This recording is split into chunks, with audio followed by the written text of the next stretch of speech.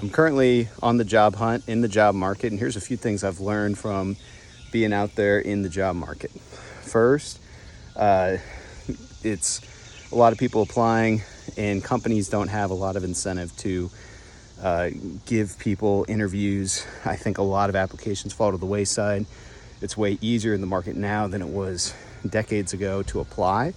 So you can apply to lots of places very quickly, especially with AI, where you can customize your resume. I think a lot of people are doing that. And so time to apply is really important. First 24 hours seems to be really important. That's what I'm hearing. If you can apply within the first 24 hours of the time window, that helps. And then knowing somebody in a company can really help too. Now, it doesn't guarantee you an interview today, but it does help a lot. I've heard spray and pray doesn't work. And so just thinking about simple supply and demand, right now we're in a marketplace where supply of applicants is really high, supply of labor is really high, and the demand for that labor is low. So spray and pray doesn't really work. What I have heard that works, and what I'm currently doing and trying, which has helped me land interviews, is customizing my resume accordingly for each job opportunity. And if you have a lot of generalist experience where you've done a lot of different things, what I would recommend doing, is something I'm doing that seems to be effective, is make a huge version of my resume that's like 4 pages, and then take that, put it in ChatGPT with each job listing, and say, help me optimize my resume, strip it down to a 2-page version. If you're going for a more like kind of senior role like I am, that's probably a good length. You don't want it to be bigger than 2 pages is what I've heard.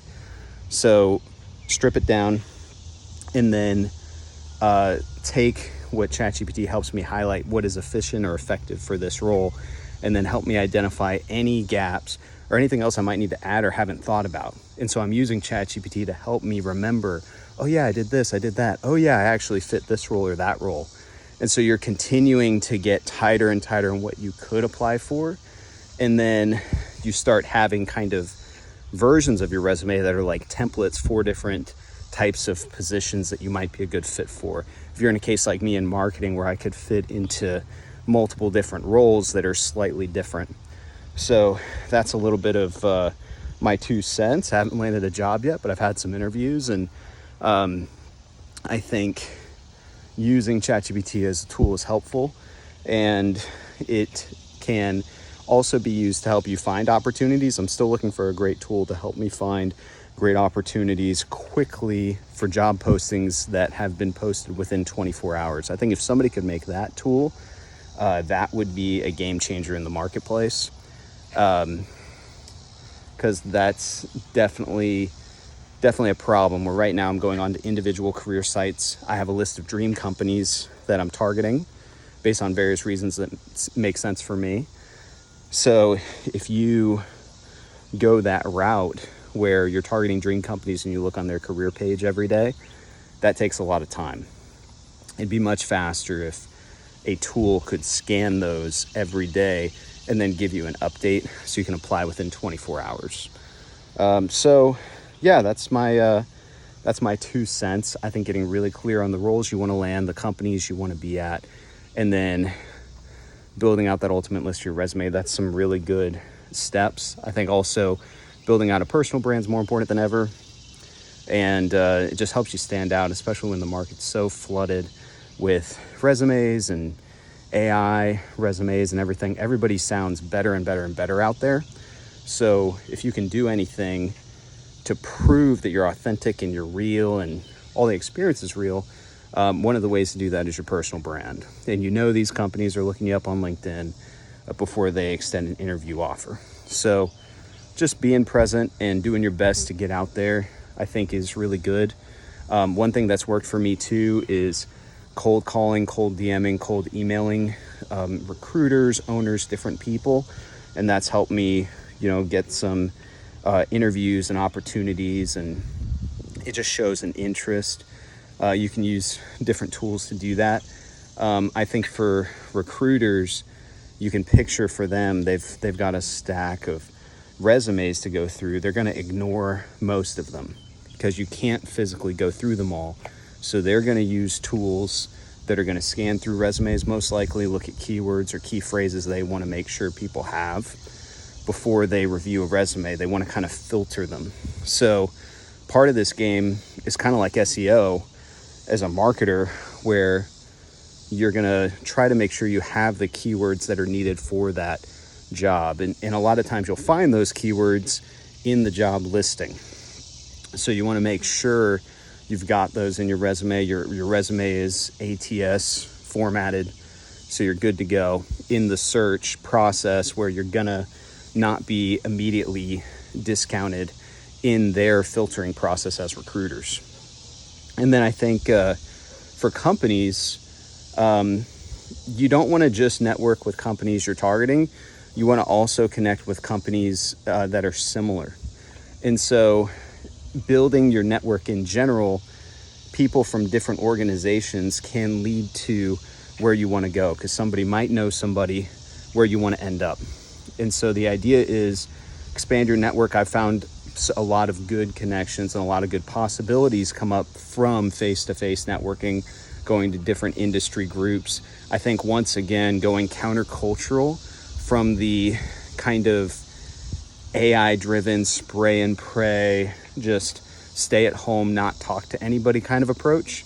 I think that's a losing approach, because it's not the authoritative and authentic personal brand kind of approach. At the end of the day, personal connections, I think, are what are going to land anyone a job in today's market, especially if you're going the more like professional route. But just for any job, if you're further in your career, it's more and more and more important. But yeah, I think doing what you can to make the connections is so key. And so I'm personally trying to join organizations. I'm going back to, a certain class for a certification. That's going to be a great opportunity for me.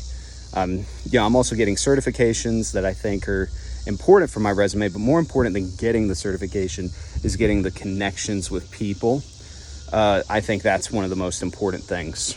So that's my 2 cents, and I'm really thankful for the journey. And I think that companies want you to speak their language, and they want you to show that you understand their culture, their values, their principles, all the things that matter to them.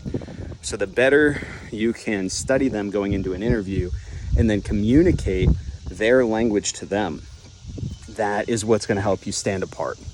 So another thing to keep in mind too is a lot of companies have such a weak HR presence. And I'm not trying to knock companies, but I think when I say that, I mean, I'm not getting marketed to by that many companies. Very few companies are doing a great job spreading their culture, their message, kind of their gospel, so to speak, to me as a candidate, as a potential employee in their business. So I think a lot of companies have a gold mine of opportunity. They're getting these hundreds of applicants. They could simply be targeting these wonderful people and just giving them value left and right. And you talk about stirring up interest, and even if many of these people don't get hired, you're increasing demand and you're helping just generate that goodwill about your brand. So you have an awesome opportunity at low cost to provide great value to a great mass of people. Some of those people applying could be customers to the business, etc. So I think few companies are doing that well. And few companies are basically handling the whole HR challenge as a marketing type of equation. They're viewing it as a necessity, not an opportunity. So a lot of companies don't send follow-up emails with rejection. I've gotten a few personalized from a CEO emails, rejection emails. And that has been huge for me. And they've said, hey, really great things about me. And I can tell it's handwritten and it's about me and they're mentioning me. And so that took them not that much time, but it spread goodwill about their brand and their ultimately businesses. You're connecting with people, you're providing value and exchanging value. And the more value you give out into the marketplace, the more that will translate and come back to you. So I think the HR arm of any business has a wonderful opportunity right now, a gold mine with all the applicants coming in. You could turn every rejection into an opportunity to win another person over to your brand in a profound way. They're already interested in you at some level if they're applying. So you could take them from warm to hot and really wow them. And if you wow a few thousand people that are applying over multiple positions, how is that not going to translate into good things for your business? So those are just things to think about. I know for the companies that I've had a great HR experience with, not even necessarily being rejected, but just being marketed to in a way that has served me. I'm telling friends that are also in the job search about these companies. So I'm already, repping them and helping their brand advance, and they don't even know it. They're just doing a good job. So it shows a lot about them, and so that tells me a lot as a marketer. If they're doing a good job on their HR game, the rest of the company must be good. That's kind of my take on it, and I know that's probably not de facto for everybody, but I look at a lot of these companies that are not doing a good job, and it says a lot to me that, okay, if HR is not doing a good job, what else are they missing? It seems like this is something that's easily skipped. So if this is easily skipped, what else is easily skipped that is being skipped? Versus if this is easily skipped, but they're choosing to focus on it because they care about people, that's what it must mean, then I want to seize that because they must be replicating that in other areas of the business. And I'm assuming that that's a really good positive sign to me as a candidate and a potential employee. So just things to think about. So that's kind of my message to companies, message to people like me in the job market. And then to anyone who's you're not in the job market, I do encourage you to make a personal brand to help build up that authority so that if you need a career change, you're ready. So building up the personal brand, building up connections, providing value can really lead to a lot of job security and put you in a great position moving forward. And it can also lead to helping your current company see more value in you and them gain more value from you, from your connections, from your personal brand. So there's a lot of positives there as well to serve your current company through building yourself as a personal brand and providing value in the marketplace. A lot of interesting thoughts on that I'm sure I'll share more to come on that later as I'm just thinking about all these ideas. But yeah, that's it. So personal brand is big. HR, there's a lot of opportunity.